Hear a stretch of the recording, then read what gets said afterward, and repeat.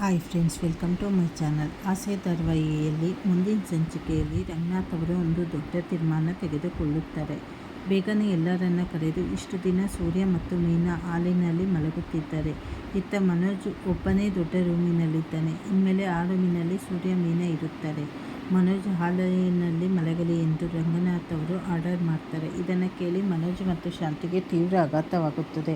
ಓದಿರೋ ಹುಡುಗ, ದೊಡ್ಡ business man, ಅವನು ಈ ಹಾಲಿನಲ್ಲಿ ಹೇಗೆ ಮಲಗ್ತಾನೆ ಎಂದು ಶಾಂತಿ ಜಗಳವಾಡುತ್ತಾ, ಇದೆಲ್ಲ ಮೀನಾಳದ್ದೇ ಐಡಿಯಾ ಎಂದು ಅವಳ ಮೇಲೆ ಬೊಟ್ಟು ಮಾಡ್ತಾಳೆ.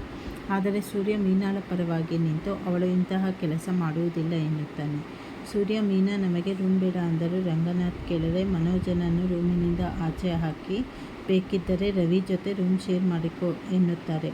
ರಂಗನಾಥ್ ಹೋದ ಮೇಲೆ ಶಾಂತಿ ಮೀನಾಳಿಗೆ ದರಿದ್ರ ರಾಶಿ ನಿಂದು ಮನೆಗೆ ಬಂದ ಸೊಸೆಯಂದಿರನ್ನು ಓಡಿಸಿ, ಈಗ ನನ್ನ ಮಗನನ್ನು ರೂಮಿನಿಂದ ಆಚೆ ಹಾಕಿಸಿದ್ದೀಯಾ, ನೆಕ್ಸ್ಟ್ ಯಾರನ್ನು ಕಳಿಸ್ತೀಯಾ ಎಂದು ಬೈತಾಳೆ. ಅದಕ್ಕೆ ಸೂರ್ಯ, ನೆಕ್ಸ್ಟ್ ನಿನ್ನನ್ನೇ ಆಚೆ ಹಾಕೋದು ಸಕ್ರೆ ಎಂದು ಟಾಂಗ್ ನೀಡುತ್ತಾನೆ.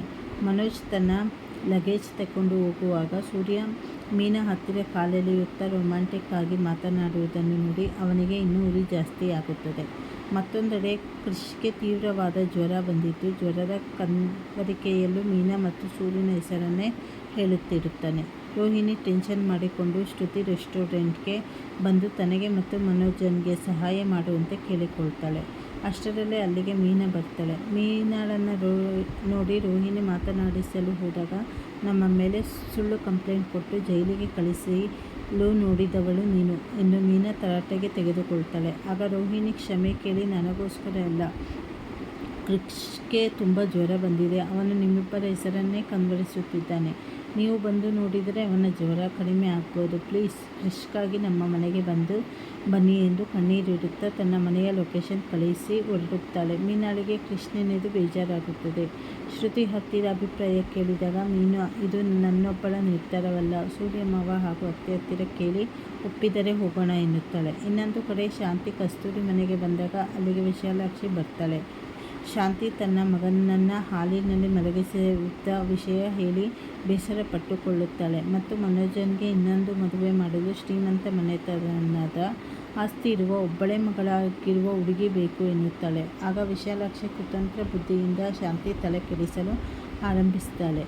ನಿಮ್ಮ ಮನೆಗೆ ಹೆಣ್ಣು ಕೊಡಲು ಬರುವವರು ವಿಚಾರಿಸಿದಾಗ ಎರಡನೇ ಮಗ ಡ್ರೈವರು, ಸೊಸೆ ಮೀನಾ ಬೀದಿಯಲ್ಲಿ ಹೂ ಮಾರುವವಳು ಎಂದು ಗೊತ್ತಾದರೆ ಯಾವ ಶ್ರೀಮಂತರು ಹೆಣ್ಣು ಕೊಡ್ತಾರೆ ಹೇಳಿ?